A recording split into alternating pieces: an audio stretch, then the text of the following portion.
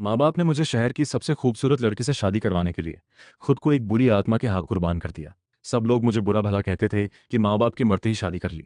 लेकिन जब वो चले गए तो मुझे अचानक अपनी पुरानी मेमोरीज वापस आ गईं। तब पता चला कि माँ बाप मेरी शादी के लिए कितने परेशान थे। दरअसल मैंने सू युआन के घर की छोटी बेटी सू लियर को देखा और उस पर दिल आ गया। बस उसी से शादी करनी थी। माँ बाप बिल्कुल घबरा गए।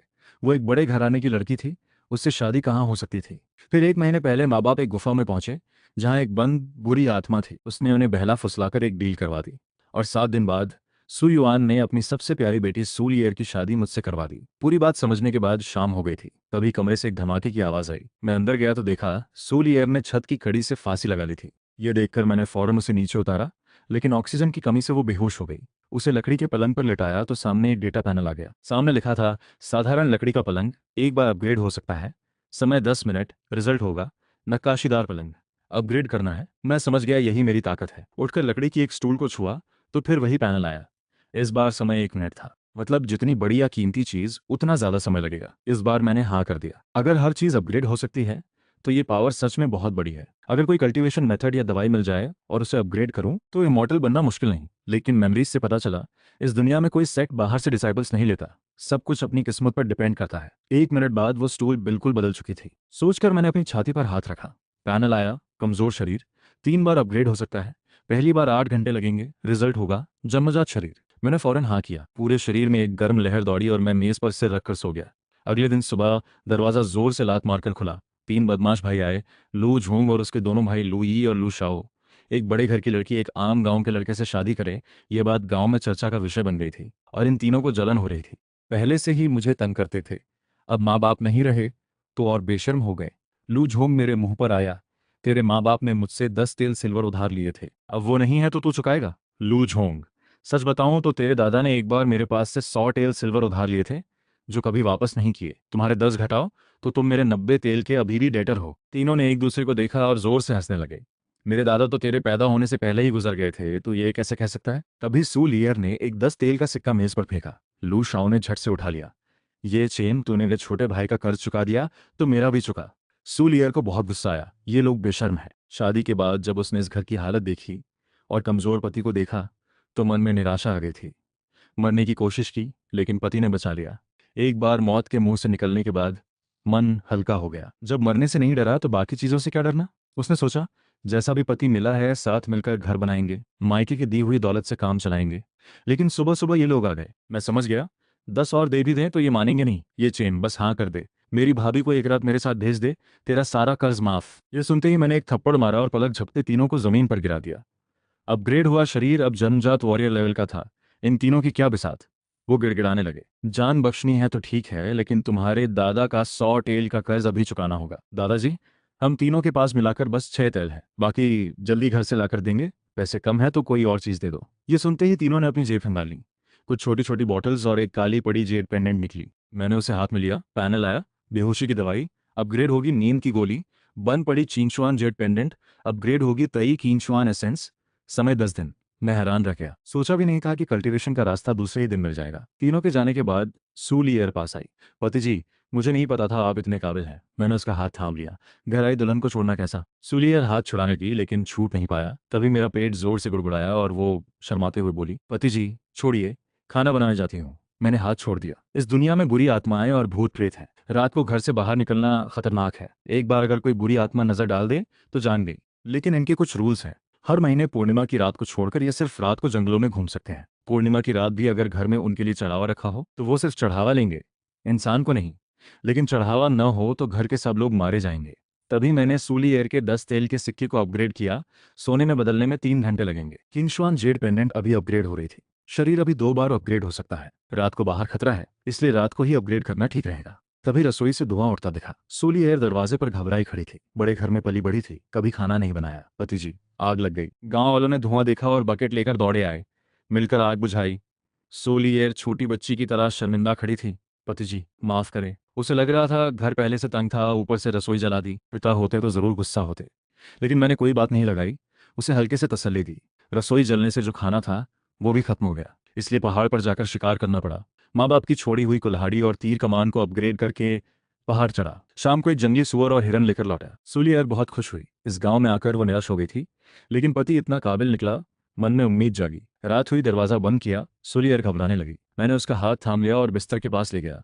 बीवी, सोने का वक्त हो गया। पति जी, मुझे नींद नहीं आई, आप पहले सो जाइए। सूलियर का चेहरा लाल हो गया। मर्द औरत एक साथ सोए तो क्या होता है, ये उसे थोड़ा बहुत पता था। मुझे भी नींद नहीं आई, तो बस लेटकर बातें करते हैं। बातें ही करनी है। ये सुनकर वो थोड़ी रिलैक्स हुई। 2.5 घंटे बाद सूलियर धीरे से रोने लगी। बीवी, आगे सब ठीक होगा।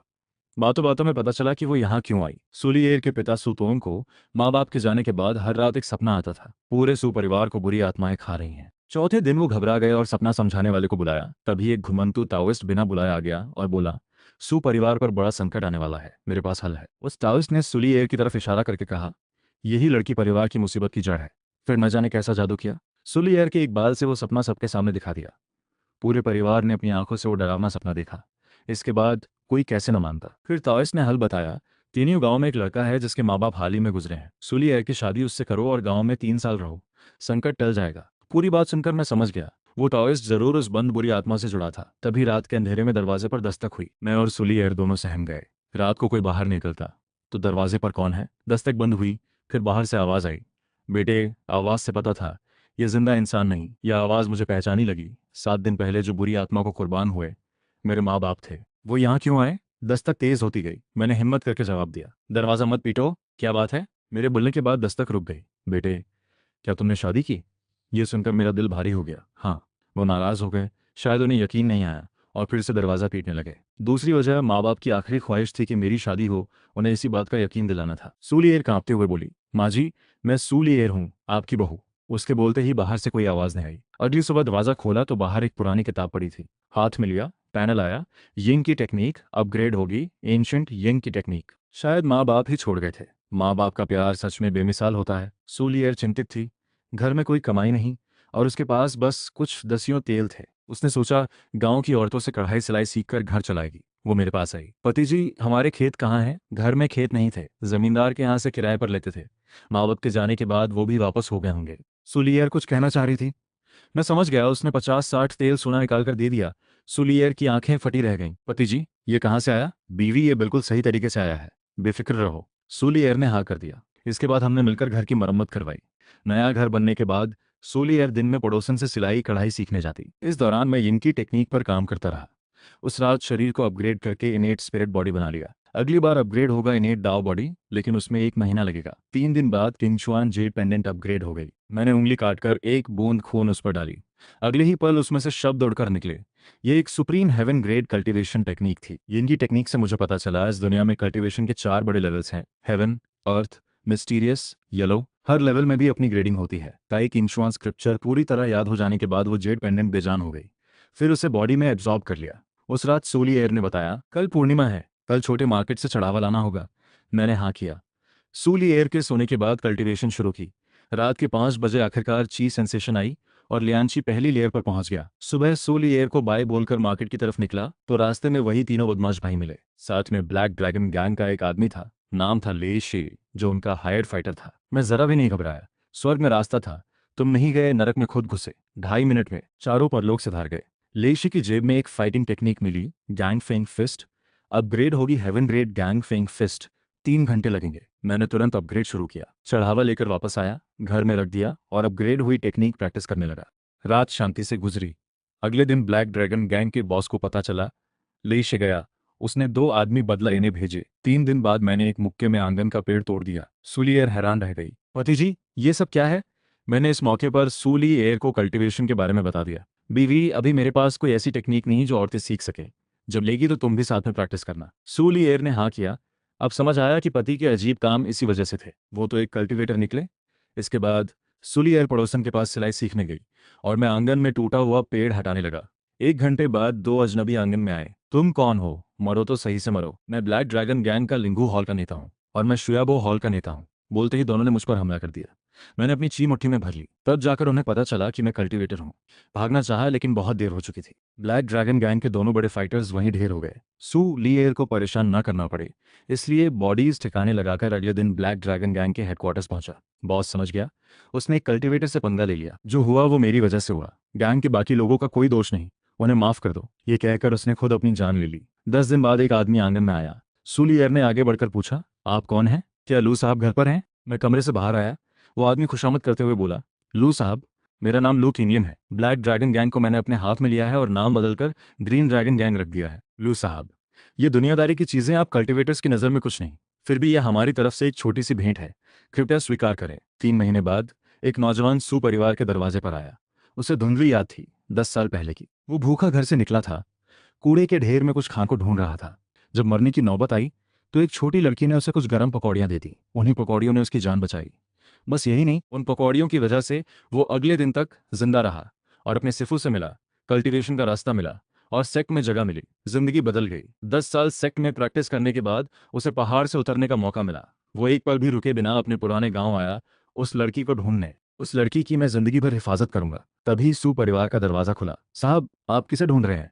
मेरा नाम वांग युन है, किंगलियन स्वॉर्ड सेक्ट से आया हूँ। सू परिवार के मालिक से मिलना है। नौकर घबरा गया और उसे अंदर ले गया। सू तोंग से मिलकर वांग युन ने झुककर सल्यूट किया। बुजुर्ग, आप मुझे क्यों बुलाया? वांग युन थोड़ा घबराया हुआ था। मैं शुक्रगुजारी करने आया हूँ।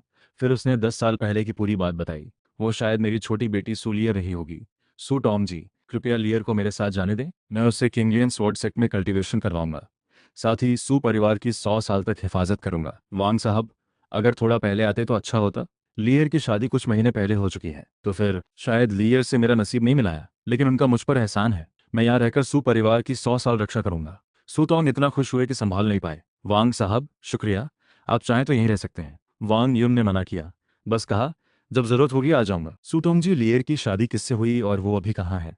उसका पति ये चेन है, तियनियो नाम की गांव में रहते हैं। वांग युन को थोड़ा अजीब लगा, इतनी बड़े घराने की लड़की इतने साधारण घर में क्यों गई? क्या लियर खुद मानी थी? सूटोंग ने सोचा, छुपाने वाली कोई बात नहीं। उन्होंने हर रात आने वाले उस बुरे सपने की पूरी बात बता दी। वांग युन का दिल भर आया, मुट्ठियां भिज गईं। ये सब बनावटी है। उसे लगा ये किसी ने जाल बिछाया था। वो टॉवेल जरूर ये चेन का भेजा हुआ था, लेकिन एक गांव का आम लड़का इतना सब कैसे करेगा?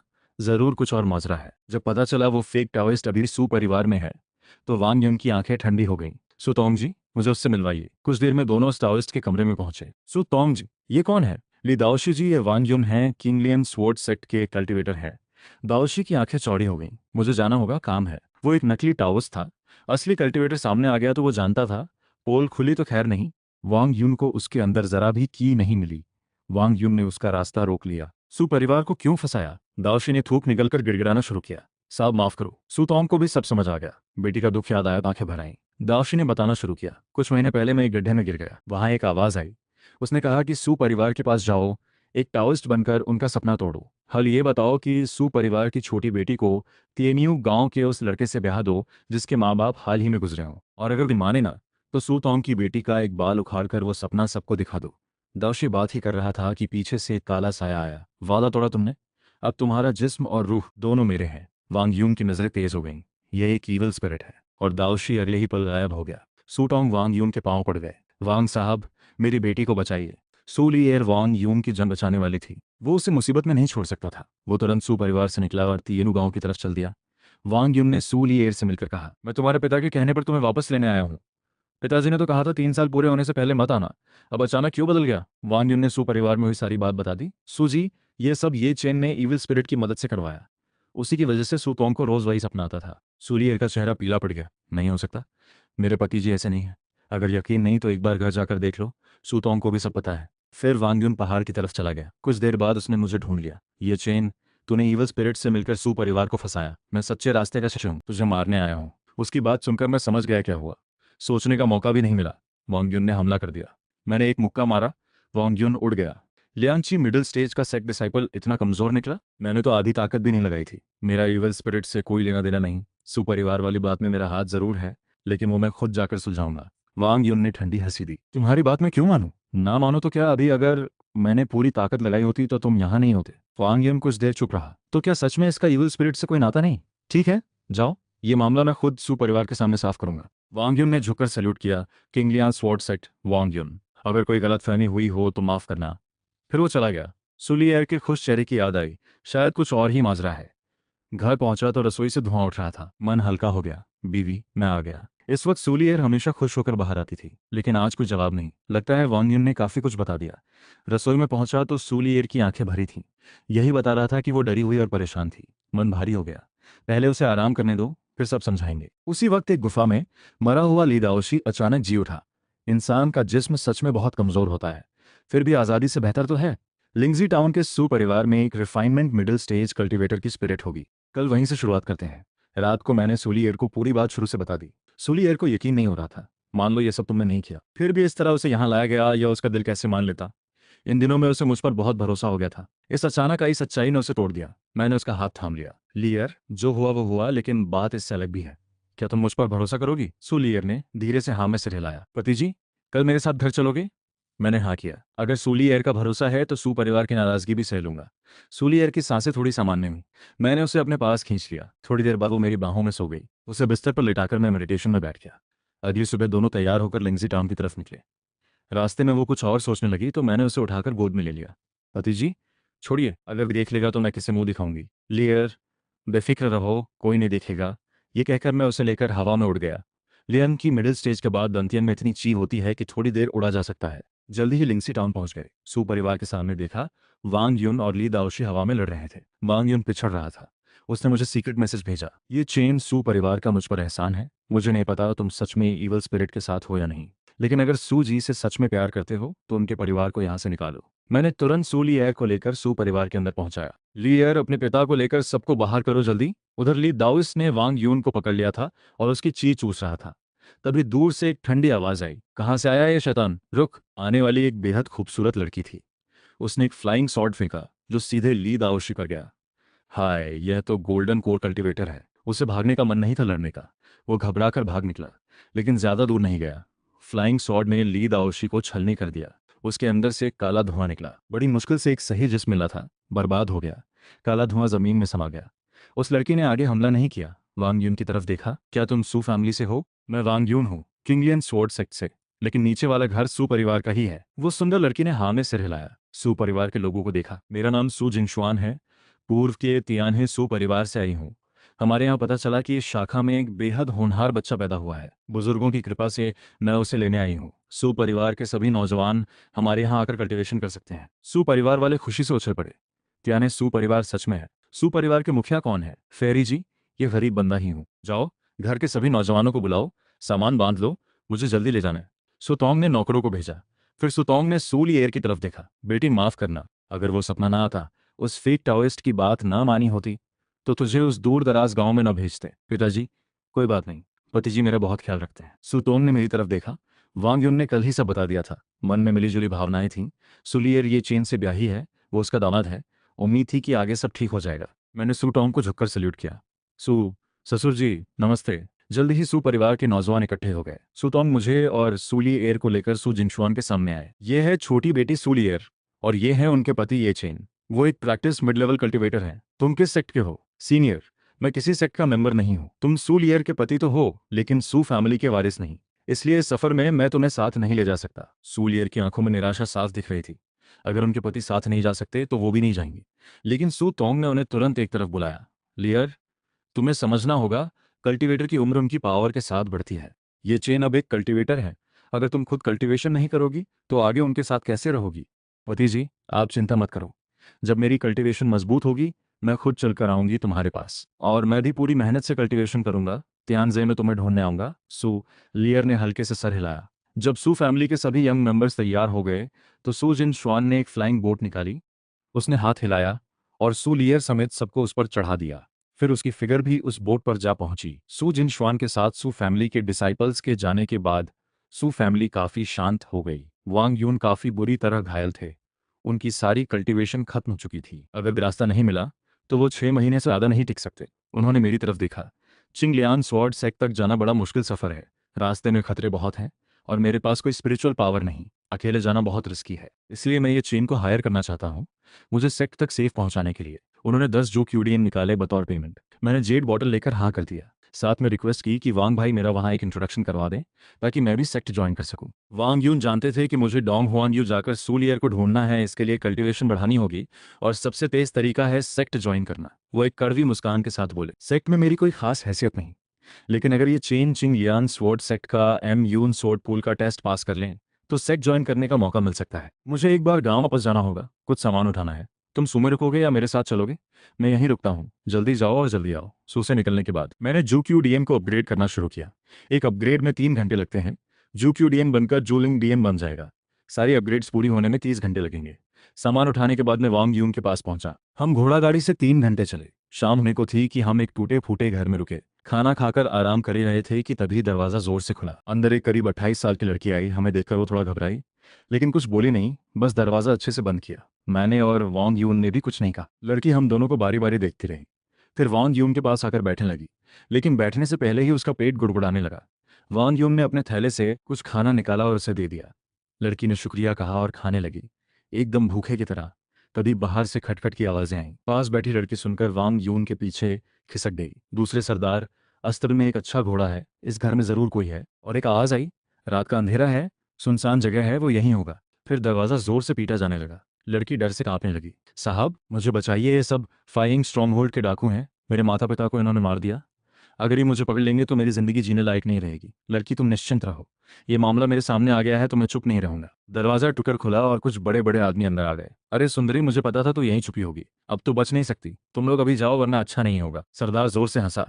अरे छोकरे, एक तलवार लेकर हीरो बनने चला है, इसे काटो और बाहर फेंको। ये देखकर मैं वांग यून के आगे आ गया। अबे तू भी पंगा लेगा?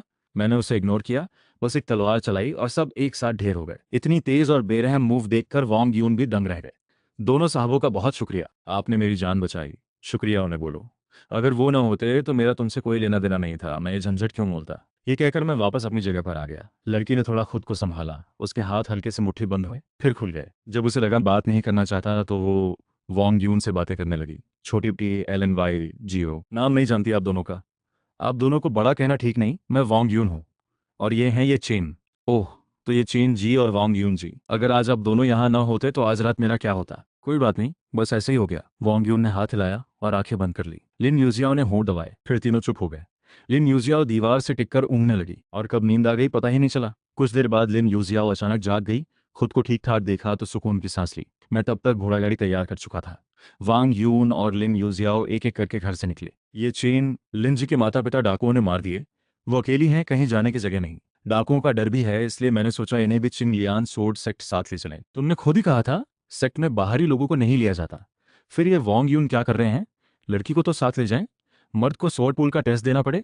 चिंग लियान सोर्ड सेक्ट बाहर वालों को नॉर्मली नहीं लेता, लेकिन जो पहले से मेंबर हो वो कुछ लोगों को साथ ला सकता है। वो सेक्ट में काम करने वाले आउटर डिसाइपल्स बन जाते हैं। मैंने सर हिलाया और ज्यादा कुछ नहीं कहा। मुझे लिन यूजियाओ पर शक इसलिए था क्योंकि उसने झूठ बोला था। उसकी बॉडी लैंग्वेज और स्टाइल किसी आम घर की नहीं थी। जैसे ही गाड़ी चलने को थी, आसमान में एक बाज दिखा। 1 घंटे से ऊपर हो गया था। वो बाज या तो आसमान में मंडरा रहा था या पेड़ पर बैठकर हमें घूर रहा था। मैंने लिन यूजियाओ को गाड़ी से बाहर बुलाया। लिन जी, यहीं अलग हो जाओ, तुम अपने रास्ते जाओ। पहले लगा था यह बस कोई साधारण डाकुओं का मामला है, लेकिन अब लग रहा है सामने वाला कल्टीवेटर है। लिन यूजियाओ ने बाज देखा और सर हिलाने लगी। नहीं, मैं नहीं जाऊंगी, मैं आप लोगों के साथ रहूंगी। मैंने तलवार निकाली। 2 ऑप्शंस हैं, या तो जाओ या मरो। तुम्हारे हाथ से मरना उस बाज वाले के हाथ से मरने से बेहतर है। अगर तुम मुझे साथ नहीं रखना चाहते तो मार दो मुझे। और सुनो, तुमने फाइंग स्ट्रॉन्ग होल्ड के सरदार के 6 लोगों को मारा है। भले ही तुम मुझे भगा दो, वो तुम्हें नहीं छोड़ेगा। सही बात है, मेरे 6 आदमियों को मारा और अब बाहर निकलना चाहते हो? नामुमकिन। ये कहने वाला वही फाइंग स्ट्रॉन्ग होल्ड का सरदार था। मैंने उसकी स्पिरिचुअल पावर फील की। ये एक लेटनियन स्टेज क्यू रिफाइनमेंट कल्टिवेटर था। लिन जी, बड़ी चालाक हो तुम। 2 कल्टिवेटर्स को अपने लिए लड़वा दिया। ये मामला मेरी वजह से शुरू हुआ है। फींग सरदार, मैं तुम्हारे साथ चलता हूँ, इन्हें जाने दो। तू है कौन? बस एक चोर जो लोगों का सामान उड़ाता है। ऐसे में मैं इन्हें क्यों जाने दूं? किसी भी चीज की तुलना में यह पहले से बेहतर था। इसने मेरा इरादा और पक्का कर दिया कि मुझे सेक्ट जरूर ज्वाइन करना है। अगर एक ही टेक्निक को तुम अपने तरीके से कल्टीवेट करो और वो बाकियों से 1000 गुना बेहतर हो जाए, तो सेक्ट में कोई तुम्हें हरा नहीं सकता। तुम्हारी इस पावर से सेक्ट के एल्डर जरूर इंप्रेस होंगे और तुम्हें डिसाइपल बना लेंगे। लिन जी, सीआई यांग का सरदार मर चुका है, अब तुम सेफ हो। हमारे साथ चिंग लियान स्वॉर्ड सेक्ट आने की जरूरत नहीं। अभी मैं किसी को मारना नहीं चाहता, चले जाओ। इस बार लिन यूजियाओ ने जल्दी से शुक्रिया कहा और चली गई, लेकिन उसके जाने के बाद मैं भी उसके पीछे हो लिया। काफी देर से पीछा कर रही हो छोटी बहन, अंदर आ जाओ, चाय पियो। लिन जी, तुमने मुझे कैसे पकड़ा? मुझे कोई निशान नहीं मिला तुम्हारे फॉलो करने का, लेकिन मुझे यकीन था कि जब तक तुमने वो चीज़ मुझसे नहीं ली तुम मुझे जाने नहीं देते। लिन जी, सीधी बात करो, वो चीज़ दे दो जो तुमने चुराई है, मैं तुम्हें जाने दूंगा। ये चेन जी, जल्दबाजी में काम नहीं होता, अंदर बैठकर बात करो। चीज़ मैं दे दूंगी, लेकिन एक शर्त है। अगर तुम पूरी कर सको तो बताना। क्या शर्त है? अगर ये चेन जी मुझसे शादी कर ले तो फाइंग सरदार वाली चीज़ भी मिलेगी और मैं भी। मैंने सर हिलाया। लिन जी, मजाक मत करो, सीधे बोलो क्या चाहिए, सबका वक्त कीमती है। लिन यूजियाओ ने धीरे धीरे सब बताया। जैसा मुझे लगा था वैसा ही निकला। लिन यूजियाओ दरअसल द यू किंगडम के ग्रेट जनरल लिन कोइंग की बेटी थी। एक रात लिन यूजियाओ घर से बाहर थी, इसी वजह से बच गई, वरना उस रात जनरल की पूरी फैमिली को किसी इवल स्पिरिट ने खा लिया। मैंने सोचते हुए उसकी तरफ देखा।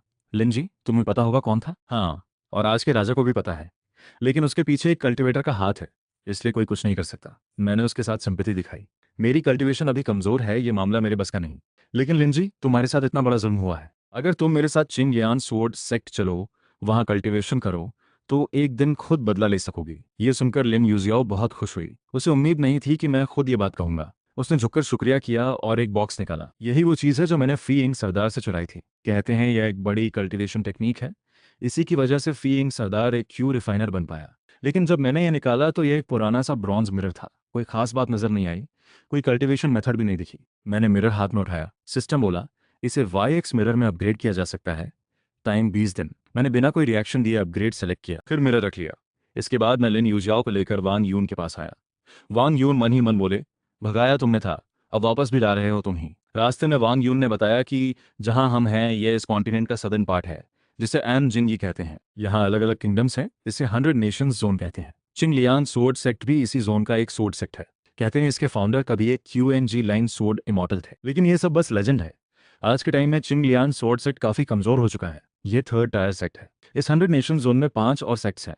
XIS सेक्ट, क्यूएनडो शुन गेट, झेन यू सेक्ट, लिनकू सेक्ट और WJ गेट। फिर मैंने जिंगडीएन के बारे में पूछा। जिंगडीएन एक सेकंड ग्रेड बिल है। सेक्ट में सिर्फ इनर डिसाइपल्स को हर महीने एक जिमल डीएन मिलती है। GQDN से 100 गुना ज्यादा पावरफुल है। इसके साथ कल्टीवेट करो तो स्पीड बहुत तेज हो जाती है। 10 साल में क्यू रिफाइनमेंट लेट स्टेज तक पहुंच सकते हो। यह सुनकर मुझे कुछ अजीब लगा। मैंने बिना किसी पिल के, सिर्फ एंशियंट हिडन आर्टिफैक्ट की गाइडेंस से क्यू एन स्क्रिप्चर कल्टीवेट करके 3 महीने में क्यू रिफाइनमेंट मिडल स्टेज तक पहुंचा था। मिडल से लेट स्टेज तो बस एक छोटा सा स्टेप है, 10 साल तो बहुत ज्यादा लग रहे थे। सफर के दौरान मैंने अपने सभी GHQDM को GLNGDM में अपग्रेड कर लिया। 20 दिन बाद हम यंग एक्स एंड किंगडम की बॉर्डर पर पहुंचे। यहाँ से आगे जाओ तो चिंगलियान स्वॉर्ड सेक्ट पास ही है। उस रात हम तीनों एक टूटे फूटे घर में रुके। जब वो दोनों सो गए तो मैंने ब्रॉन्ज मिरर हाथ में लेकर देखा, लेकिन तभी मुझे मिरर के पीछे एक कैरेक्टर दिखा। मिरर के रिफ्लेक्शन देखते हुए मैंने बिना सोचे उसे साफ किया और अगले ही सेकंड मिरर पे कुछ वर्ड्स अपीयर हुए। साथ ही दाओ दोस्तों, कुछ दिनों में मैं साउथ विल्डरनेस प्रिजन छोड़ रहा हूँ। ये सफर थोड़ा खतरनाक था, पर ईस्ट विल्डरनेस प्रिजन के मुकाबले साउथ विल्डरनेस प्रिजन काफी सेफ रहा। वो वर्ड्स गायब हुए तो नए आ गए। रेड दोस्त, तुम साउथ विल्डरनेस प्रिजन में आए और मुझे बताया नहीं। मैं तुम्हारी खातिरदारी करता। हम सब एक दूसरे की पहचान नहीं जानते, तो क्या शुआन दोस्त अपनी असली पहचान बताना चाहते हैं? शुआन दोस्त, सबको अपनी आइडेंटिटी बताओ ना। तुम जो तलवार चलाने वाली खूबसूरत लड़की हो, मैं जरूर मिलने आऊंगा। ये कॉन्वर्सेशन देखकर मुझे बड़ा अजीब लगा। ये तो कोई फोन जैसी जादुई चीज है। मैंने मिरर पर लिखा, सभी दाओ दोस्तों का नमस्कार। जब अपने लिखे वर्ड्स दिखे तो समझ गया, रेड, शुआन, येलो, ये सब मिलकर बनते हैं heaven, earth, mystery, yellow, universe, cosmos, yellow दोस्त। और एक नया इंसान आ गया। अभी तक सिर्फ हेवन और यूनिवर्स दोस्त नहीं आए थे। फिर मैंने उनसे इस चीज़ के बारे में पूछा। तीनों ने बताया कि ये जादुई चीज़ सिर्फ मैसेजेस भेज सकती है और एक स्टोरेज फीचर भी है, लेकिन पहले इसे रिफाइन करना होगा। मैंने तुरंत एंशिएंट हिडन वेपन टेक्निक से युक्सु मिरर को रिफाइन करना शुरू किया और ये सुबह तक रिफाइन हो गया। मिरर के अंदर एक बड़ी स्टोरेज स्पेस थी जो मन से कंट्रोल होती थी। 1 महीने बाद हम आखिरकार ग्रीन लोटस स्वॉर्ड सेक्ट पहुंचे। वांग यून लिन यूजियाओ को लेकर सेक्ट में गया। उसके घाव ठीक होने थे। लीन यूजियाओ उसकी सेविका बनकर सेक्ट की एक जूनियर डिसाइपल बन गई। मोयो स्वॉर्ड पूल बंद हो गया था, तो सेक्ट नेता ने आदेश दिया था कि जो भी आज़ाद कल्टीवेटर सेक्ट ज्वाइन करना चाहे वो अपनी पहचान साबित करके अपनी लेवल के हिसाब से इनर या आउटर डिसाइपल बन सकता है। वांग युम की वजह से मैं जल्दी ही आउटर डिसाइपल बन गया। टोकन, 2 किताबें और 2 की गैदरिंग पिल्स मिली और कुछ नए डिसाइपल्स के साथ आउटर डिसाइपल पीक की तरफ चल दिया। उनसे पता चला कि ये सब उस फीमेल स्वॉर्ड इमॉर्टल की वजह से आए हैं। तभी समझ आया कि इतने सारे लोगों में 90% मर्द क्यों थे। आउटर पीक पर पहुंचते ही कुछ मिड स्टेज ची रिफाइनमेंट डिसाइपल्स आ गए। नए भाइयों, हम सीनियर हैं, कुछ तो इज्जत दो। 2 पिल्स मिली होंगी, एक तो दे दो। एक गुस्सैल आदमी बोला, तुम कौन होते हो, हम तुम्हें क्यों दें? बिल्कुल सही, ये कोई डाकुओं की जगह नहीं है। लू सिंह ने ठंडी हंसी दी। सबक नहीं सिखाया तो समझेंगे नहीं। उसने हाथ बजाया और 20-30 लोग आ गए। हमें घेर लिया। झांगताओं ने मेरी बांह पकड़ी, अभी कुछ मत करो। फिर उसकी बात मानकर सबने पिल्स दे दी। जाते जाते लुओ सिंह ने चेतावनी दी, हर महीने सेक्ट से मिलने वाला 70% हिस्सा मुझे देना होगा, वरना अंजाम बुरा होगा। वो जाने के बाद नए डिसाइपल्स में बातें होने लगी। हम सेक्ट को बता सकते हैं। तभी एक सीनियर डिसाइपल आया और बोला, अरे तुम नए हो, लो शिंग को नहीं जानते हुए। वो आउटर डिसाइपल ही है, लेकिन उसका भाई लो चैन सेट का ट्रू डिसाइपल है और एक फाउंडेशन स्टेज कल्टिवेटर है। बड़े एल्डर्स भी उसकी इज्जत करते हैं। शिकायत करोगे तो बात लो शिंग तक पहुंचेगी और फिर और पिटोगे। सबका दिल बैठ गया। तो फिर क्या करें? तभी एक और हेल्पफुल डिसाइपल बोला, येटियान पीक जाओ, किन सीनियर सिस्टर से मिलो। वो मान गई तो बात हो जाएगी। पहला सीनियर भी बोला, हाँ ये सही है। लो चैन उन्हें पसंद करता है, तो अगर वो बोल दें तो काम बन जाएगा। सबने तुरंत चलने का प्लान बना लिया और मैं भी साथ चल पड़ा। रास्ते में उन हेल्पफुल डिसाइपल्स ने किन सीनियर सिस्टर के बारे में बताया। उनका नाम किन बिंगशुए है। सेक्ट नेता ली किंगशु की पहली डिसाइपल और ट्रू डिसाइपल भी हैं। उनकी तलवार की कला और खूबसूरती दोनों बेमिसाल हैं। बहुत लोग उन पर दिल हार चुके हैं, पर सिर्फ लो चेन ही खुलकर प्रपोज करता है। थोड़ी देर में सब बिंगशुए पीक के नीचे पहुंचे, लेकिन पता चला कि सीनियर सिस्टर सेक्ट में नहीं है। लोग घबरा गए। वो कब आएंगी? गेट के गार्ड ने हाथ हिलाया। पता नहीं, आती जाती रहती है। सब खाली हाथ लौट आए। वापस आउटर डिसाइपल पीक पर आकर मैंने अपना आइडेंटिटी टोकन निकाला और अपने कमरे में पहुंचा। फिर दोनों किताबें निकाली। मिंग स्वॉर्ड रिकॉर्ड को शुआन स्वॉर्ड रिकॉर्ड में अपग्रेड किया जा सकता था। 3 घंटे लगते। स्वॉर्ड कंट्रोल टेक्निक को wind riding sword control technique में अपग्रेड किया जा सकता था, वो भी 3 घंटे। दोनों को अपग्रेड के लिए युक्सु मिरर में डाल दिया। रात होते ही पूरे ग्रीन लोटस स्वॉर्ड सेक्ट पर एक अजीब ताकत छा गई। इसी ताकत की वजह से कोई भी बुरी आत्मा सेक्ट में नहीं घुस सकती थी। इसलिए रात को भी डिसाइपल्स बेफिक्र होकर बाहर निकल सकते थे। 6 घंटे बाद मैंने wind riding sword control technique निकाली और उसे प्रैक्टिस करने लगा। ग्रीन लोटस स्वॉर्ड सेक्ट में 8वें दिन रिसोर्सेज बांटने का दिन आया। लियो शिन के 70% देने की बात मेरे दिमाग में भी नहीं थी।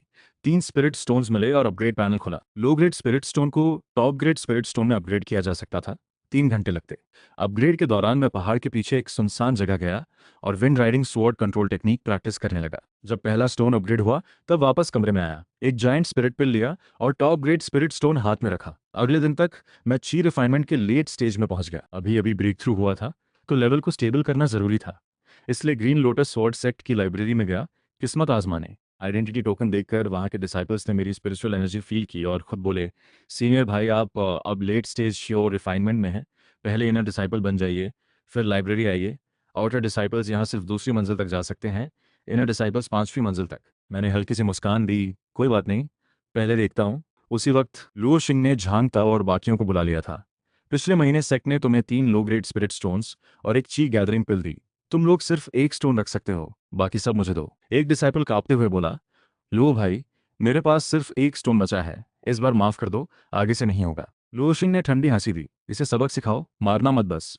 बस जान पाओ और बाकी सब डरकर स्टोन्स दे दिए। लेकिन लुओ शिंग को कुछ अजीब लगा। मुझे याद है 11 लोग थे, यहाँ 10 ही हैं। किसी ने जवाब दिया, लो भाई ये चंद नहीं है, वो सुबह से लाइब्रेरी में है, अभी तक वापस नहीं आया।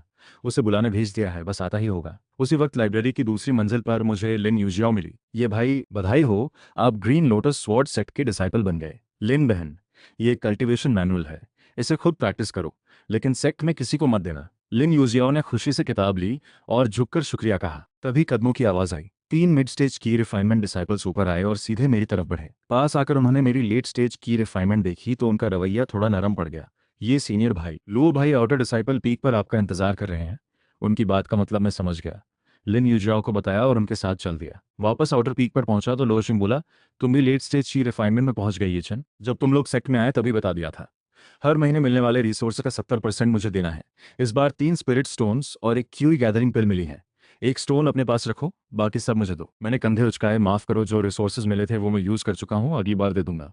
लुओ शिंग को गुस्सा आ गया। तुम सोच रहे हो लेट स्टेज में आ गए तो मैं कुछ नहीं कर सकता? जब उसने हमला करने की तैयारी की तो मैंने भी नाटक बंद किया। ठीक है, जो करना है करो। लुओ शिंग ने हाथ दिया और बोला, सब मिलकर इसे सबक सिखाओ, मारना मत। आसपास खड़े डिसाइपल्स ने आंखें बंद कर ली, लेकिन अगले ही सेकंड लुओ शिंग को छोड़कर सब जमीन पर थे। लुओ शिंग ने देखा तो शर्म से तलवार निकाल ली। झांग ताओ तुरंत आउटर एल्डर के पास मदद मांगने भागा। लुओ जिंग ने स्वॉर्ड कंट्रोल टेक्निक से मुझ पर वार किया। मैंने बिना घबराए हाथ आगे किया और वो तलवार टुकड़े टुकड़े हो गई।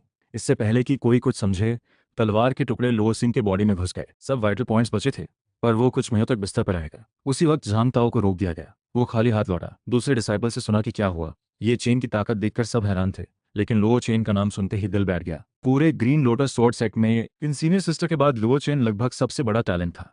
एक नया नया ची रिफाइनमेंट डिसाइपल सेट के इस बड़े नाम से पंगा ले बैठा। आगे क्या होगा सब सोच सकते थे। झांग ताओ मन से खुश था, लेकिन लुओ चेन की वजह से ये चेन के लिए चिंतित था। लुओ शिन को 2 डिसाइपल्स उठाकर लुओ चेन की चेन शी पीक ले गए। उन्होंने पूरी बात बता दी। लुओ चेन ने उन्हें भेज दिया और लुओ शिन का इलाज शुरू किया। उसके दिमाग में प्लान बन चुका था। ये चेन को खत्म करना उसके लिए आसान था, अपने कनेक्शन से किसी और के हाथ से काम करवाना और भी आसान था। इनर डिसाइपल बनने के बाद मुझे ढेर सारे रिसोर्सेज मिले। 10 लो ग्रेड स्पिरिट स्टोन्स, एक जाइंट स्पिरिट पिल और एक सोर्ड टेक्निक। कमरे में आकर सब अपग्रेड पैनल में डाल दिया। फैंटम सोर्ड 3 पीसेस को फैंटम सोर्ड 6 पीसेस में अपग्रेड किया जा सकता था। एक दिन लगता, लेकिन 2 बार अपग्रेड होने पर कंप्लीट फैंटम स्वॉर्ड टेक्निक बन जाती। फैंटम 3 स्वॉर्ड अपग्रेड पर लगाई, साथ में 5 लो ग्रेड स्पिरिट स्टोन्स भी अपग्रेड में डाले, बाकी 5 बैकअप के लिए रखे। तभी बाहर से आवाज आई। निकलकर देखा तो एक नौजवान था। ये जूनियर भाई, मेरा नाम दू जुनफेई है। डू सीनियर भाई बुला सकते हो। स्पिरिट स्टोन्स पहुंचाने का एक मिशन है जिसमें हम दोनों को साथ जाना है। डू सीनियर भाई, शायद आपसे गलती हो रही है, मैं अभी इनर में नया हूं, कोई मिशन नहीं लिया। डू जुनफे के चेहरे पर एक अजीब मुस्कान आई। ये चिही एल्डर का डायरेक्ट मिशन है, वो लुओ चेन के आदेश पर था, रास्ते में मुझे खत्म करने के लिए। ये जूनियर भाई, मिशन 3 दिन बाद है, तब आकर बता दूंगा। डू जुनफे के जाने के बाद मुझे समझ आ गया कि ये लुओ चेन का भेजा हुआ बंदा है। अभी उसे लगता था मैं कुछ नहीं जानता, तो मैं भी अनजान बना रहा। 3 दिन बाद डू जुनफे के साथ ग्रीन लोटस स्वॉर्ड सेक्ट की स्पिरिट स्टोन माइन पर जाऊंगा। वहां अगर डू जुनफे ने हाथ उठाया तो वो खुद खत्म हो जाएगा। डू जुनफे को मारने के बाद इसी बहाने बाहर निकलूंगा और तब तक बाहर रहूंगा जब तक लो चेन से लड़ने लायक ताकत ना आ जाए। उसके बाद ग्रीन लोटस स्वॉर्ड सेक्ट वापस आऊंगा, लेकिन उससे पहले मुझे it me convert this Chinese web novel transcript into natural conversational Hindi suitable for AI voice over, keeping all time stamps intact. मुझे एक सही हथियार ढूंढना जरूरी था, इसलिए मैं सेक्ट के डिसाइपल्स वाले ट्रेडिंग स्क्वायर गया। 5 स्पिरिट स्टोन्स खर्च करके मैंने एक low level king light sword खरीदी, जिसे किंग ग्लो स्वॉर्ड में अपग्रेड किया जा सकता था और टाइम लगता था 3 घंटे। मैंने झट से अपग्रेड करने का फैसला किया और जल्दी से अपने केव में वापस लौट आया। जब तक फैंटम स्पिरिट स्वॉर्ड की अपग्रेडिंग पूरी नहीं होती, मैं अपनी कल्टीवेशन में लगा रहा और wind riding sword technique practice करता रहा। इसी बीच चेन शीफेंग और दू जुनफेई लुओ चेन के सामने खड़े होकर बड़े आदर से अपना प्लान बता रहे थे। लुओ ब्रदर, मैंने सब अरेंज कर दिया है। 2 दिन बाद ये चेन सेट छोड़कर मेरे साथ मिशन पर जाएगा। रास्ते में लौटते वक्त मैं इसे मार दूंगा और सारा इल्जाम ब्लड डेमन सेक्ट पर डाल दूंगा। मुझे बस इतना चाहिए कि ये चेन मर जाए, उसे कैसे मारना है ये तेरा काम है। ये एक कास्टिंग फाउंडेशन पिल है। मैं तो सोच रहा था कि तू नाइट चेन को मार दे, फिर तुझे दूंगा, पर अभी दे देता हूँ। उम्मीद है ये पिल दू ब्रदर को फाउंडेशन बनाने में मदद करेगी। दू जुनफेई खुशी से उछल पड़ा। थैंक्स लू ब्रदर। 2 दिन की सुबह को मुझे जेड वॉइड मिरर से एक मैसेज मिला। क्या किसी ने मूनलाइट सेक्रेट बॉडी के बारे में सुना है? हाँ सुना है। ये तो इननेट डाओ बॉडी जितना ही पावरफुल होता है, बस ये सिर्फ औरतों में मिलता है।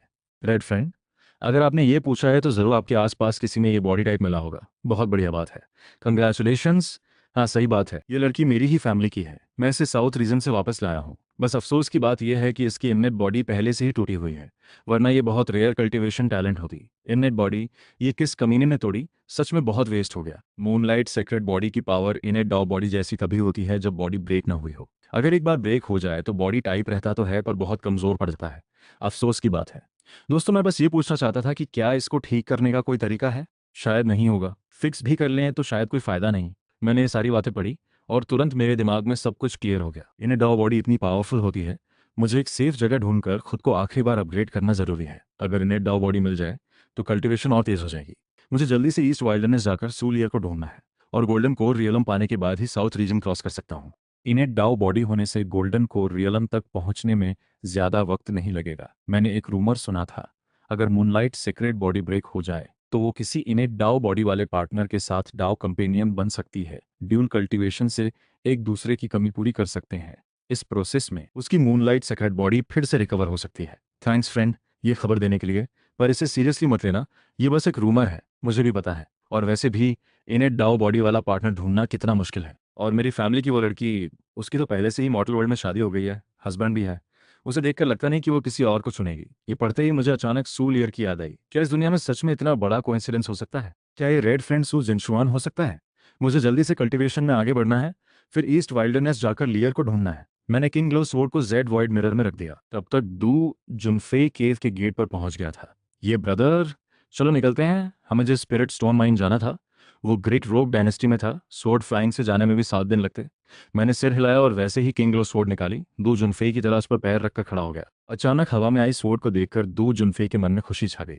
इससे चेन के पास तो स्टोरेज मैजिक टूल भी है, ये तो उसके लिए एक सरप्राइज बोनस था। थोड़ी देर में हम अजोर लोटस स्वॉर्ड सेक्ट की चल रही माइनिंग साइट पर पहुंच गए। यहाँ इंचार्ज एक 5th लेवल फाउंडेशन एल्डर सुन थे।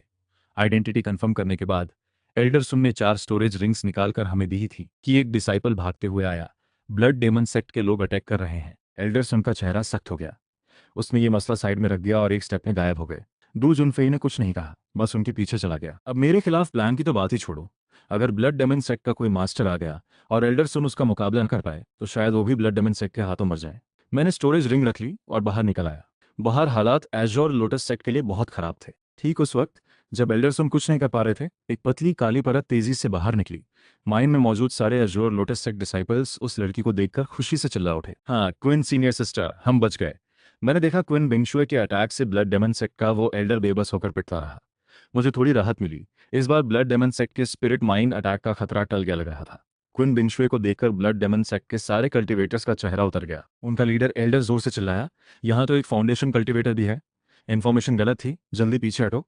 अब आ गए हो तो यहीं हमेशा के लिए रहना पड़ेगा। क्विन बिंगशुए की बात खत्म होते ही उसने फैंटम स्पिरिट स्वॉर्ड टेक्निक का थर्ड स्वॉर्ड चलाया। ब्लड डेमन सेक्ट का एल्डर वहीं कट गया। क्विन बिंगशुए ने ठंडे लहजे में कहा, एक भी नहीं बचेगा। फिर वह सबसे आगे होकर ब्लड डेमन सेक्ट डिसाइपल्स पर अटैक करने चली गई। जल्दी ही ब्लड डेमन सेक्ट के कई दर्जन डिसाइपल्स उस फाउंडेशन कल्टीवेटर के साथ सब खत्म हो गए। मामला सुलझने के बाद क्विन बिंगशुए अकेली वहां से चली गई। पता नहीं वो माइन में रही या किसी और जगह गई। दू जुनफेई मुझे लेकर फिर से एल्डरसन के पास गया माइन छोड़ने की इजाजत लेने के लिए। पर निकलते वक्त एल्डरसन ने हमसे कहा कि 2 डिसाइपल्स जो बस फाउंडेशन में सफल हुए थे उन्हें साथ ले जाएं। दू जुनफेई को मजबूरी में मानना पड़ा। साथ में एक लड़का और एक लड़की लिया, क्योंकि दोनों ने अभी अभी फाउंडेशन किया था, इस वजह से वो फ्लाई नहीं कर सकते थे। तो दू जुनफेई और मुझे एक एक को ले जाना पड़ा। लियू पिंग पहले दू जुनफेई की फ्लाइंग शिप पर चढ़ गया। झाओ लिन थोड़ी देर हो गई तो उदास होकर मेरे पीछे आ गई। वो तो चाहती थी कि दू जुनफेई के करीब रहे। अगर वो उसे पसंद कर ले तो सेक्ट में जाने के बाद उसका स्टेटस भी इस वजह से ऊंचा हो जाएगा। दू जुनफेई की आंखों में एक चालाक चमक आई। चलो, फिर वो आगे की तरफ हवा में उड़ गया। ऐसे ही हम लोग दिन में चलते रहे और रात में रुकने की जगह ढूंढ लेते थे। ये ब्रदर, बस इस पल इस्तेमाल कर हथियार छोड़ दे और सरेंडर कर दे, मैं तुझे एक मौका दे सकता हूँ। मैं मुस्कुराया। दू जुनफेई, तुझे पता है कि मुझे मालूम था कि तू मुझ पर अटैक करेगा, फिर भी मैं तेरे साथ मिशन पर निकला। तुझे शक नहीं हुआ? ये चेन तू अभी अभी लेट स्टेज में पहुंचा है और इतना घमंड दिखा रहा है। अच्छा, अब मैं तुझे दिखाता हूँ तेरे और मेरे बीच का फर्क। ये बोलते ही उसने स्वॉर्ड लेकर मुझ पर अटैक किया। मेरे एक स्वॉर्ड स्ट्राइक से दू जुनफेई दूर जाकर गिर गया। तू इतना स्ट्रांग कैसे है? हम दोनों के बीच कोई दुश्मनी नहीं है। अगर मैं तेरा मैच नहीं हूं तो यहीं रुक जाते हैं। मैंने सिर हिलाया। तू सच में बेवकूफ है। एक स्वॉर्ड लाइट चमकते ही दू जुनफेई का डांटियन टूट गया। फिर मैंने उसका सारा सामान निकाल लिया। सेक्ट मिशन की 4 स्टोरेज रिंग्स झाओ लिन को दे दी ताकि वो वापस जाकर रिपोर्ट कर सके। फिर मैं किसी और डायरेक्शन में उड़कर निकल गया। हवा में मैंने दू जुनफेई का पर्सनल सामान निकाला। बस 5 स्पिरिट स्टोन्स थे और एक फाउंडेशन कास्टिंग पिल, जिसे हेवनली फाउंडेशन कास्टिंग पिल में अपग्रेड किया जा सकता था। फिर मैं 3 दिन तक चलते चलते एक डायनेस्टी की मॉडल सिटी में पहुंचा।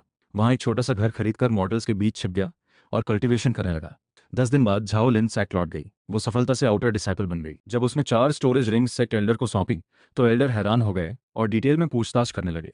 झाओ लिन ने कुछ नहीं छिपाया, जो भी जानती थी सब सच सच बता दिया। फिर झाओ लिन को एल्डर से पता चला कि उनके लिंगशी माउंटेन छोड़ने के थोड़ी देर बाद ही लिंगशी माउंटेन के स्पिरिट स्टोन माइन में फिर से बड़ी मुसीबत आई। ब्लड डेमन सेक्ट ने 5 फाउंडेशन कल्टीवेटर्स भेजे और एजोर लोटस स्वॉर्ड सेक्ट के सारे डिसाइपल्स मार डाले। एल्डर सुन भी इस मुसीबत से नहीं बच पाए।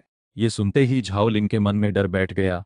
तो क्विन सीनियर सिस्टर का क्या हुआ? एल्डर ने सिर हिलाते हुए हाथ से इशारा किया कि झाओ लिन जा सकती है क्विन बिंगशुए को लेकर, क्योंकि वो सेक्ट की टैलेंटेड डिसाइपल थी। सेक्ट उसकी बहुत परवाह करता था। बहुत पूछताछ के बाद पता चला कि ब्लड डेमन सेक्ट उसे पकड़ या मार नहीं पाया, क्योंकि फाइट में बहुत बुरी तरह से चोट खाने के बाद वो एक टेलीपोर्ट टोकन की मदद से किसी तरह बच निकली।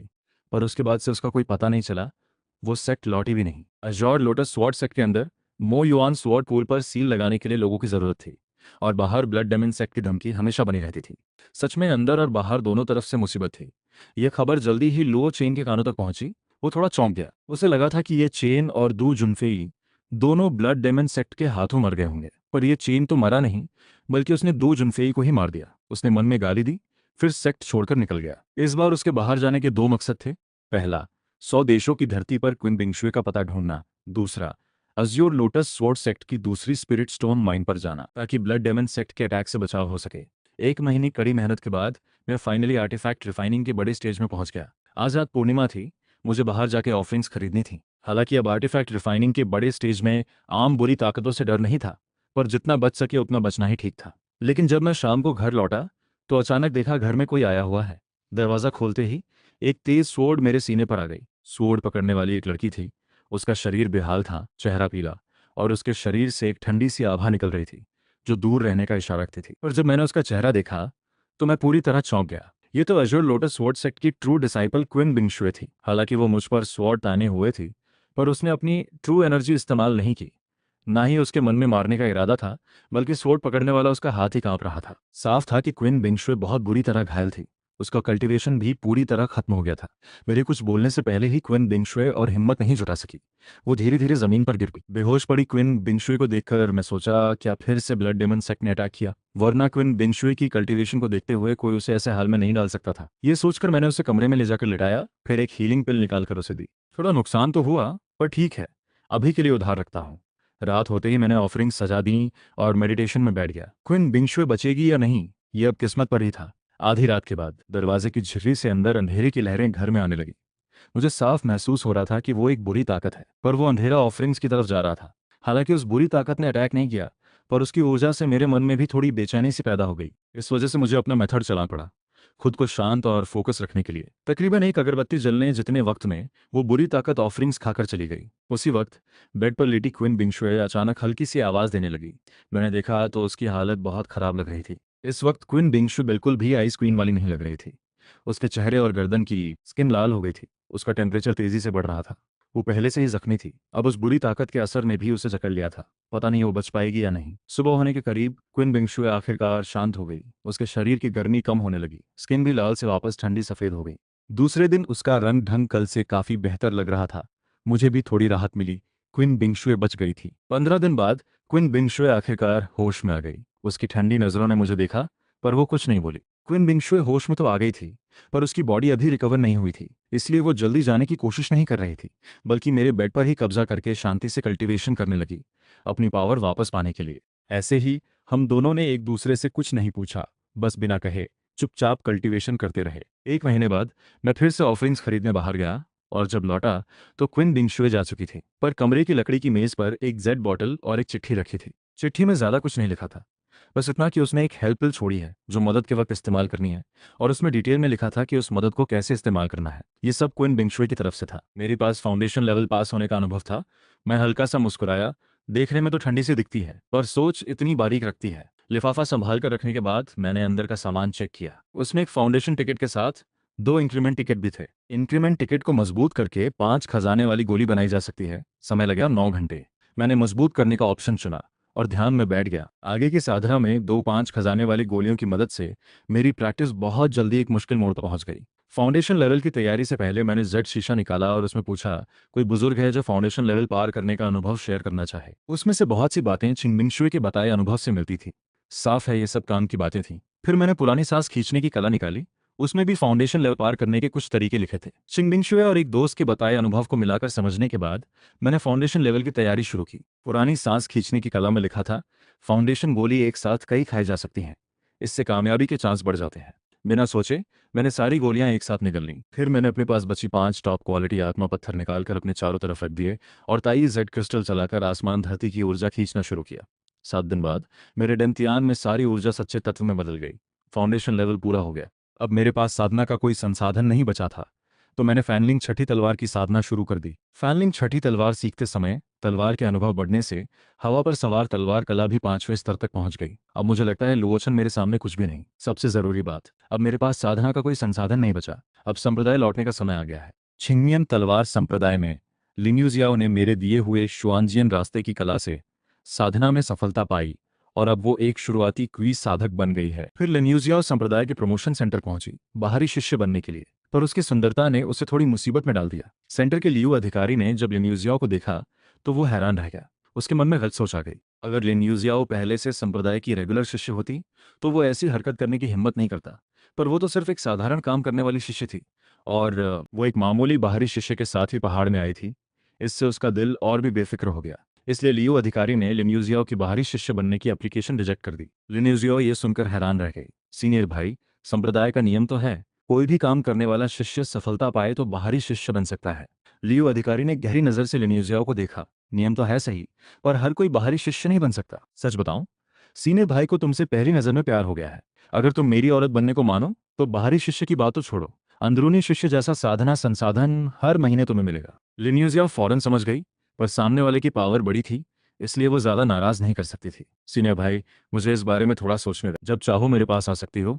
ये समझ लो, बिना साधना के संसाधन के सिर्फ खुद से साधना करना बहुत मुश्किल है।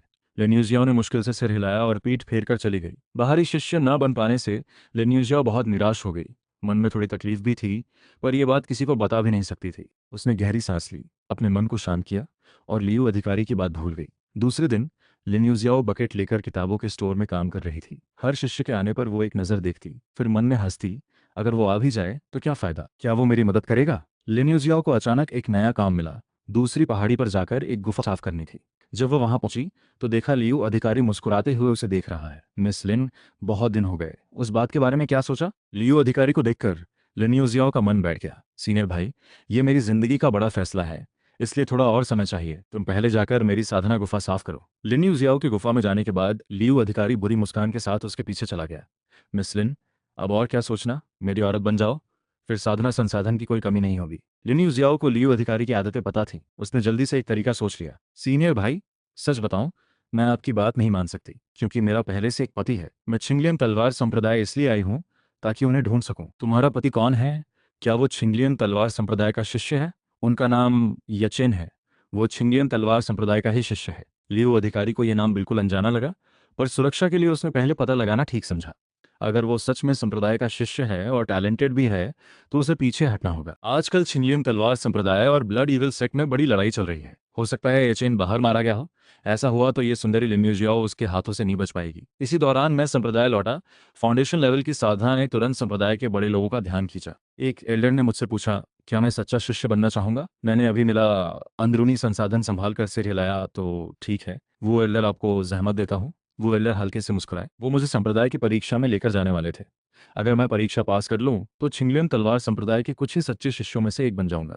ये खबर जल्दी ही छिंगलियन तलवार संप्रदाय में फैल गई और थोड़े ही समय में यचेन का नाम पूरे संप्रदाय में मशहूर हो गया।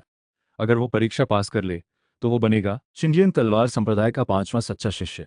लियो अधिकारी ने यह खबर सुनी तो उसे यकीन नहीं हुआ। अगर यचेन इतना टैलेंटेड है तो लिन्यूजियाओ को उसे ढूंढना मुश्किल नहीं होना चाहिए। असल में यचेन अंदरूनी शिष्य बनने के बाद से बाहर ही साधना कर रहा था और अभी संप्रदाय लौटा था। लियू अधिकारी ने डर से अपना सीना थपथपाया। अच्छा हुआ बच गया। जब वो अपनी गुफा लौटा तो लिन्यूजियाओ उसकी गुफा साफ कर चुकी थी। उसने एक जेट बोतल निकाली। मिस लिन, बहुत मेहनत की तुमने। इसमें 20 आत्मा इकट्ठा करने वाली गोलियां हैं, मैंने अपने लिए रखी थी। अब ये तुम्हारी मेहनत का इनाम समझो। लियू के बदले हुए रवैये को देखकर लिन्यूजियाओ को वजह तो नहीं पता थी, पर अपनी समझ से वो जल्दी समझ गई कि इसका यचेन से कुछ खास संबंध है।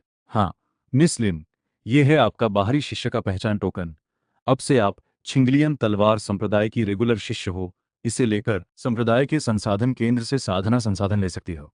सीनियर भाई, लिन छोटी बहन, मेरे मन में भी थोड़ी गलत सोच आ गई थी। अच्छा हुआ मैं समय रहते समझ गया, बड़ी गलती होने से बच गई। उम्मीद है छोटी बहन इस बात को लेकर मुझसे नाराज नहीं होंगी। लिन यूजियाओ चाहती तो थोड़ा गुस्सा दिखा सकती थी, पर सामने वाला कुछ बुरा कर सकता है ये सोचकर वो सिर्फ मुस्कुराई।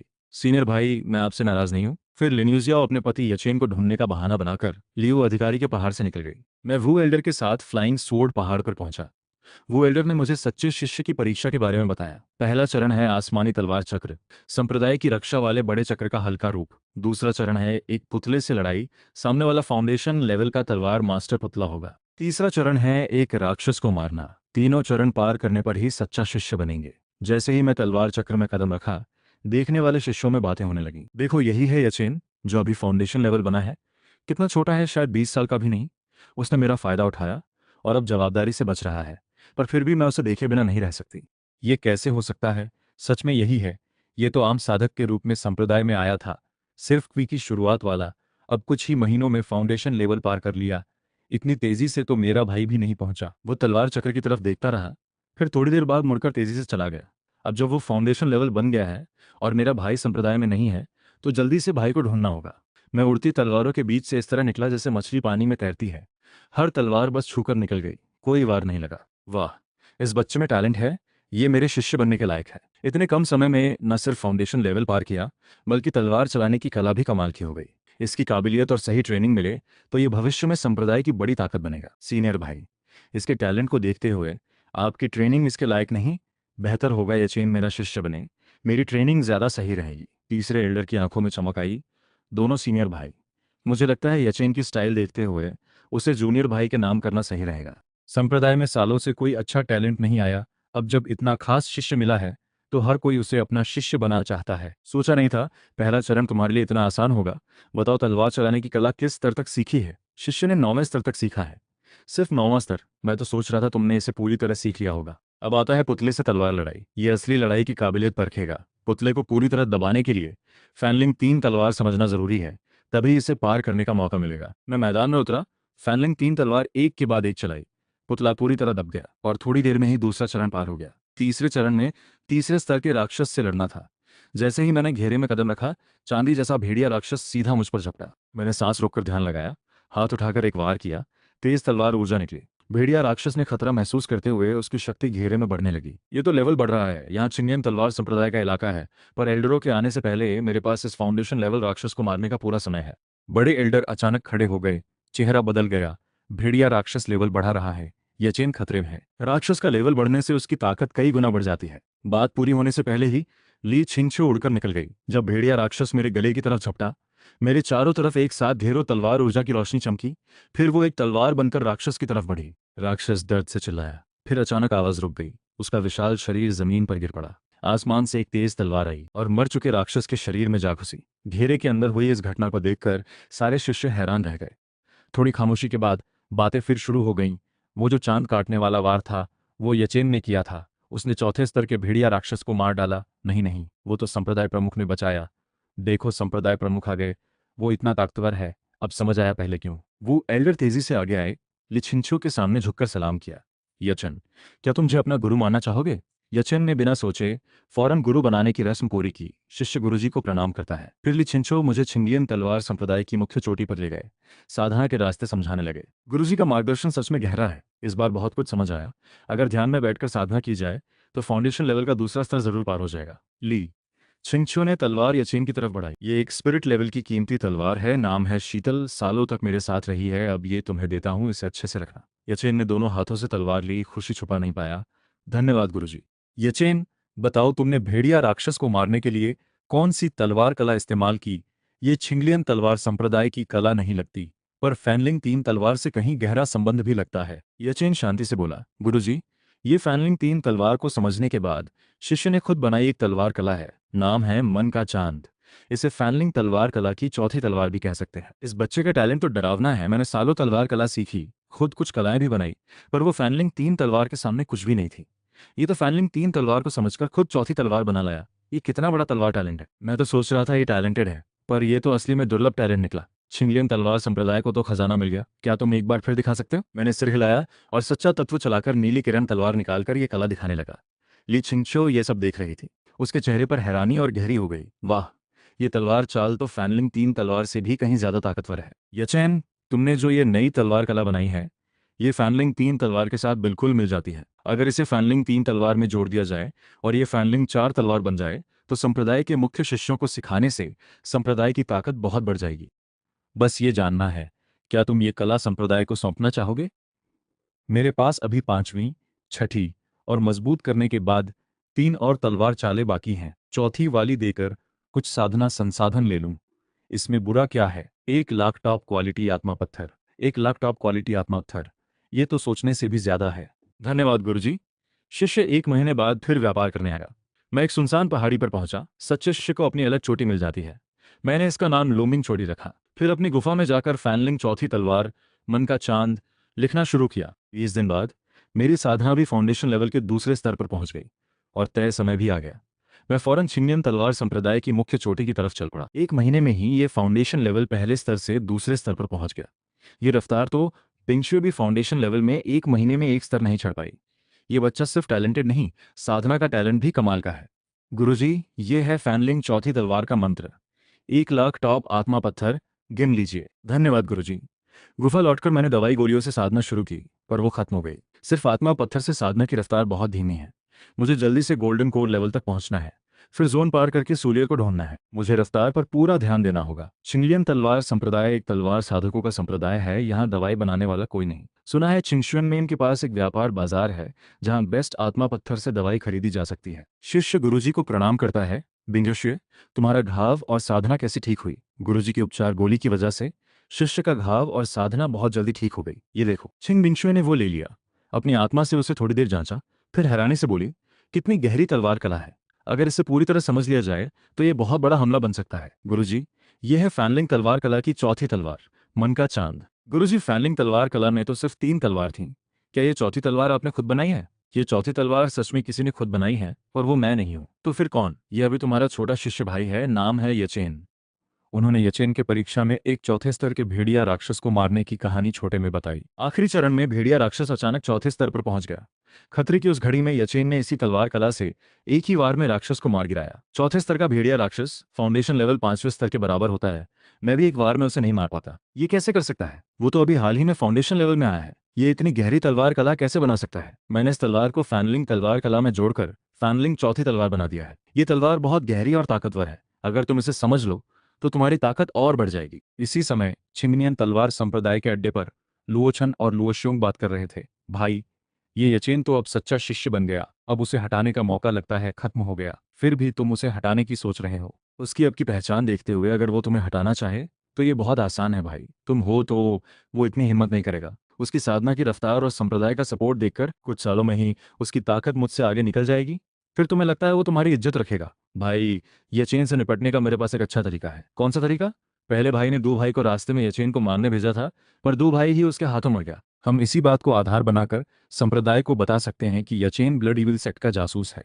यचेन जब लिंगशी पहाड़ की खदान पर गया तो खदान पर हमला हुआ, और उसके जाने के बाद खदान पर ब्लड इविल सेक्ट ने कब्जा कर लिया। सुनलाओ एल्डर मारे गए और छिनशियोंग बुरी तरह जख्मी हो गए। ये सब हम यचेन के सिर डाल सकते हैं। ये उसने ही खबर दी, जिससे ब्लड ईल सेक्ट को पता चला कि खदान पर छिन सीनियर सिस्टर मौजूद है। इसलिए उन्होंने फाउंडेशन लेवल के कई साधक भेज दिए घेरने के लिए। बाद में दू भाई और लियोपिंग की मौत को भी ऐसे बताया जा सकता है कि उन दोनों को यचेन का ब्लड इविल सेक्ट जासूस होने का राज पता चल गया था, इसलिए उन्हें खत्म कर दिया गया। ये सुनकर लोचन की आंखों में चमक आई। उसने अपने कपड़ों से एक संदेश पत्र निकाला और अपनी आत्मा शक्ति उसमें डाली। तुम्हारे छिंगनियन तलवार संप्रदाय में एक टैलेंटेड शिष्य आया है। अगर उसे बढ़ने दिया तो वो बड़ी मुसीबत बन सकता है। तुम्हें काम दिया जाता है, किसी तरह उसे खत्म करो। तुमने जो प्लान बताया है मुझे लगता है उसे लागू किया जा सकता है, पर इसमें बहुत सी कमियां हैं। अच्छे से प्लान बनाना होगा और कुछ सबूत भी बनाने होंगे।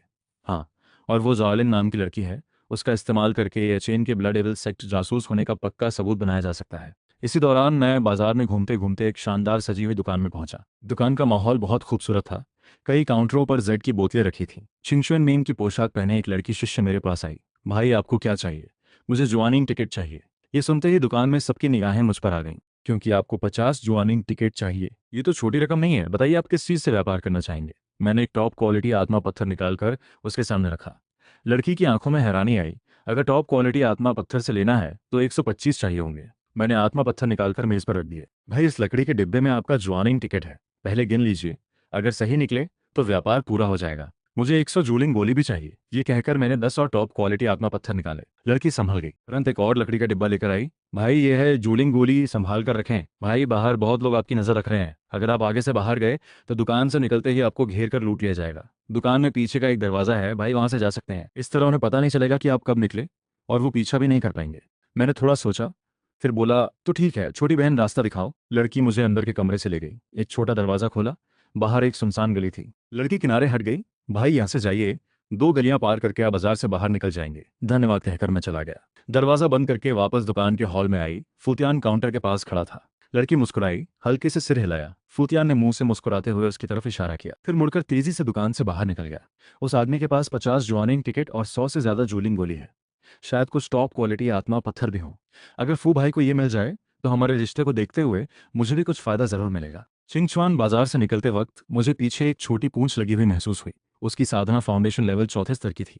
लगता है उसने मुझे मोटा शिकार समझ लिया था। चलो ठीक है, मुझे भी अपनी ताकत आजमानी है। हम दोनों आगे पीछे उड़ते हुए 2 घंटे बाद एक सुनसान और वीराने इलाके में पहुंचे। फूतियान अचानक तेजी से आगे आकर मेरे सामने खड़ा हो गया। दोस्त, यहाँ की जगह तो बहुत अच्छी है। तुम्हारी कब्र के लिए एकदम सही। क्या कहते हो? मुझे तो ठीक नहीं लगती।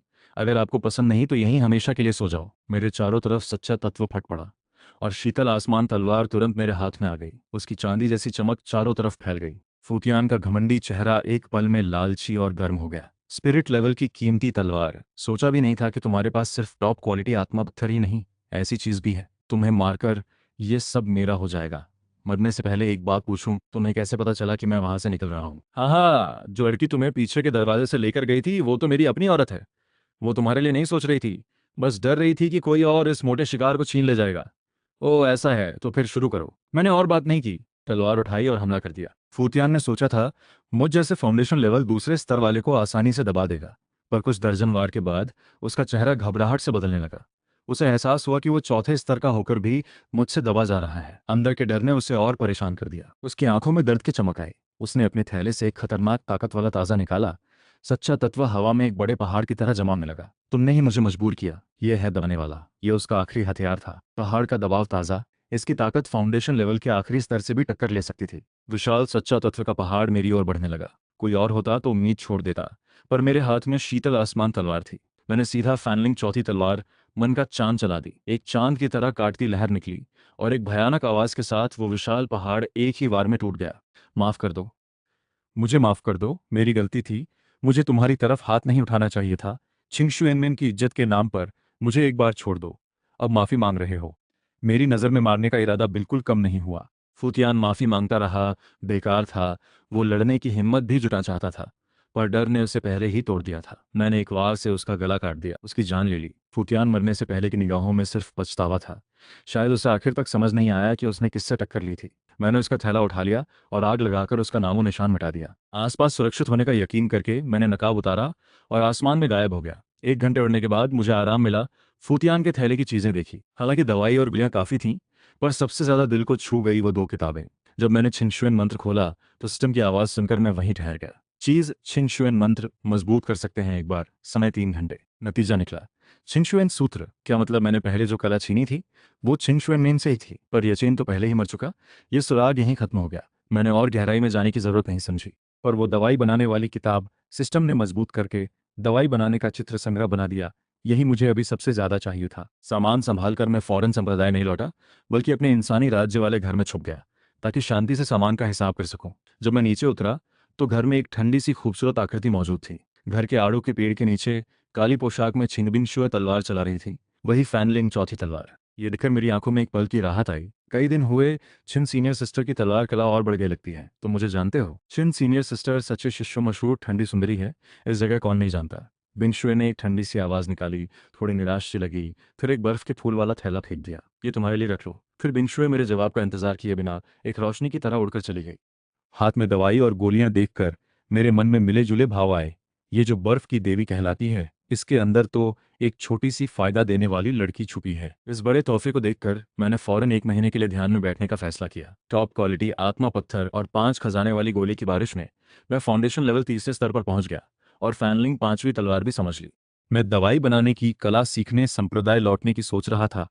तभी छिंगलियन तलवार संप्रदाय के तीसरे एल्डर के कमरे में लुओचन अपने खून से लथपथ भाई लुओशुंग को लेकर अंदर आया। साथ में एक पागल सा दिखता ब्लड इविल सेक्ट का कैदी भी था। तुम्हारा मतलब है हमारे सच्चे शिष्यों में ब्लड इविल सेक्ट का जासूस है गुरुजी? इसका मुंह बहुत सख्त है। शिष्य ने हर तरह की सख्ती की, पर इसका मुंह नहीं खुला। हाँ हाँ, मार दो मुझे। तुम लोग कभी उसे पकड़ नहीं पाओगे। तुम्हारी मर्जी नहीं चलेगी। अगर नहीं बताओगे तो मैं खुद आत्मा खोजने की कला से तुम्हारी याददाश्त में जाकर देख लूंगा। उस समय छिंगलियन तलवार संप्रदाय को नहीं पता था कि यचेन के खिलाफ एक साजिश पहले से ही फैल चुकी थी। वो ब्लड इविल सेक्ट का शिष्य असल में सिर्फ एक बलि का बकरा था। उसकी याददाश्त की गहराई में ब्लड इविल सेक्ट के मालिक बाइवुया ने झूठी याददाश्त डाल दी थी। उस याददाश्त में यचेन बाइवुया का सीधा शिष्य बन चुका था, और वो मन का चांद वाली तलवार चाल भी ब्लड इविल सेक्ट की गुप्त कला बना दी गई थी। बस तीसरे एल्डर ने आत्मा खोजने की कला इस्तेमाल की तो यचेन का बचना नामुमकिन हो जाएगा।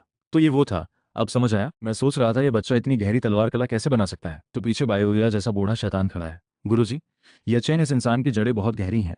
अगर शिष्य ने इसे ना पकड़ा होता तो नतीजा बहुत बुरा होता। चलो मेरे साथ मुख्य चोटी के हॉल में चलो। इस जासूस को सबके सामने बेनकाब करना होगा। तीसरे एल्डर पागल कैदी को लेकर सीधे मुख्य चोटी पहुंचे। यहाँ तक कि घंटी बजाकर संप्रदाय प्रमुख ली छिनछियो और बाकी सभी बड़े लोगों को इकट्ठा कर लिया। छिंगमिंग शुए भी लोगों के बीच मौजूद थी।